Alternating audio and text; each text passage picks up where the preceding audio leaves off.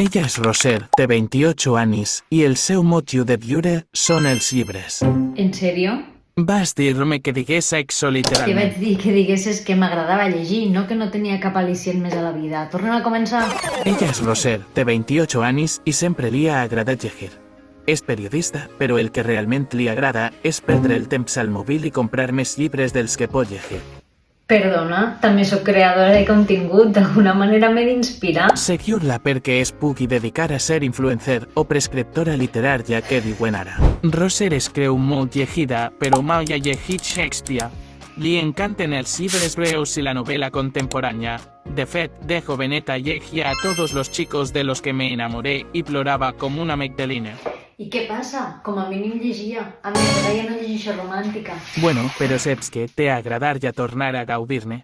I encara plores llegint. Però no passa res, perquè llegir és sexy o ens fa ser intel·lectualment més atractius, no sé. Roser treballa per poder viatjar, comprar llibres i anar a cafeteries boniques on llegir i parlar de llibres. Està intentant fer coses noves, tornar-se a enamorar del que fa i aprendre a romantitzar la vida, que no sempre la tracta bé. Si vols acompanyar-la en aquesta aventura, segueix-la. De veritat, només és un clic.